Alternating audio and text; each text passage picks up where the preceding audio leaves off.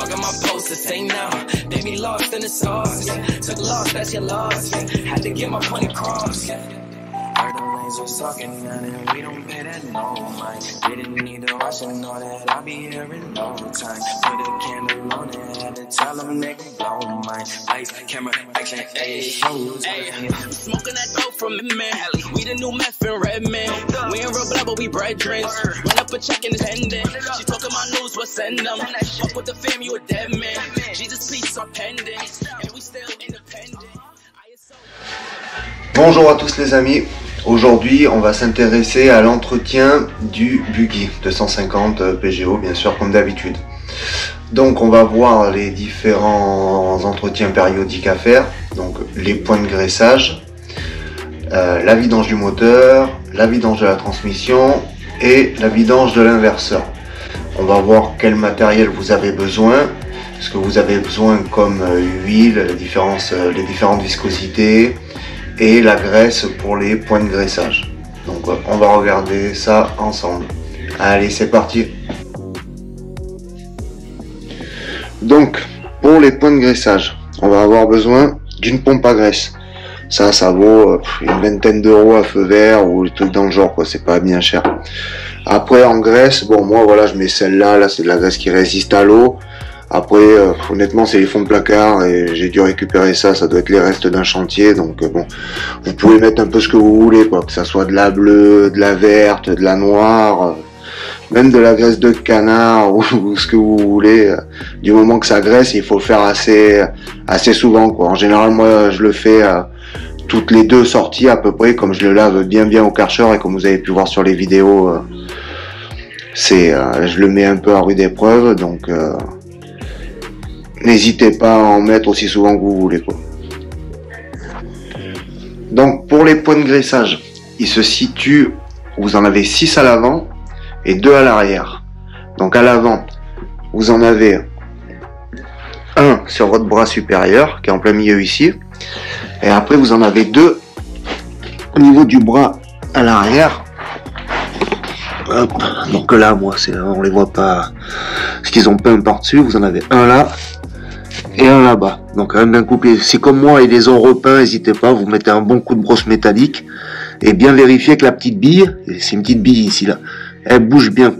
Et après, quand vous graissez, en fait, vous faites jusqu'à que ça sorte. Vous allez entendre de l'air ou alors voir votre graisse qui sort de chaque côté là. Ça veut dire que c'est bon, c'est plein, ça sert à rien de faire dégueuler partout et tout ça. Ça c'est pas important. Et après à l'arrière, vous en avez un par bras. C'est en général d'origine, moi c'est les seuls qui restent, mais d'origine vous avez des petits capuchons comme ça, c'est mieux d'en avoir. Ça évite que la bille là, elle se grippe. Et pareil, là vous faites jusqu'à, vous allez entendre l'air qui sort là, et dès que vous en voyez un tout petit peu qui sort, c'est bon, c'est que c'est plein, ça sert à rien de bourrer comme des malades, ça fera pas plus le taf. Donc pour la vidange de votre inverseur, il va vous falloir, bon la marque on s'en fout, toujours pareil, de la 85-140. Alors après, les niveaux d'huile, ça varie un petit peu selon les fiches techniques, mais il vaut mieux mettre entre 700 et 800 millilitres, 0,7, 0,8 litres. Après bon, c'est 85-140, c'est ce qui est préconisé par le constructeur. Si vous en avez pas et vous voulez absolument rouler de la 75-80 ou 80-90, ça fait la balle. C'est sûr que sur le long terme, ça sera pas aussi bien, parce qu'en fait, vous avez l'indice à froid et l'indice à chaud, et donc plus le nombre est haut, plus ça sera épais en fait. Donc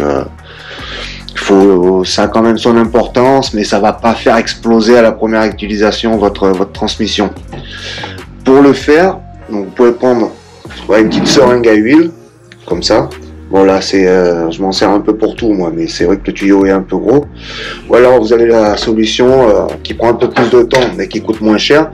Des petites seringues comme ça là, que vous pouvez trouver, soit c'est des seringues de vétérinaire ou même en pharmacie, je pense qu'on peut en trouver comme ça, des petites seringues. C'est vrai que ça prend plus de temps, mais bon, ça marche aussi. Après, il y a toujours le système D, découper une bouteille, la rouler en cône avec un peu de scotch et ça fera la balle aussi, quoi.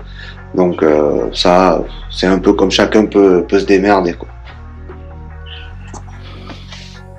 Alors, au niveau de l'inverseur, vous allez avoir votre vis de vidange qui se trouve dessous là. C'est du BTR de 6 ou clé Allen de 6 comme vous voulez. Après, pour le remplissage, normalement, il y en a une autre ici.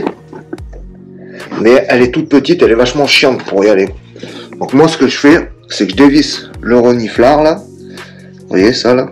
Hop, vous le dévissez par là et le trou est vachement plus gros. Donc après, ce que vous pouvez faire pour faire vous pouvez défaire l'autre derrière pour faire une mise à l'air pour que ça coule plus vite. Mais moi, je remplis par là, je me fais vachement moins chier. Pour la vidange du moteur, donc c'est préconisé en 10-40. Donc vous pouvez, vu qu'il n'y a pas d'embrayage, techniquement vous pouvez mettre de la 10-40 de bagnole. Ouais, bon, moi je préférais mettre de la 10-40 pour les bécanes, quoi, parce que c'est spécial 4 temps et il n'y a pas énorme de différence. Donc bon, et de la 100% synthèse de préférence. Après c'est pareil, hein, ça va pas faire exploser le moteur si vous mettez de la semi-synthèse ou si vous mettez de la 15-40. Après, faut pas mettre trop fluide non plus, genre de la 0,30 ou des trucs comme ça, c'est pas top. Mais il y a pas énormément d'écart de prix, donc bon, prenez ce qui est préconisé et c'est pas plus mal. Pour le remplissage, mais pareil, vous pouvez prendre une seringue à huile, des petites seringues là, comme je vous ai expliqué, qu'on peut trouver chez le Veto ou à la pharmacie.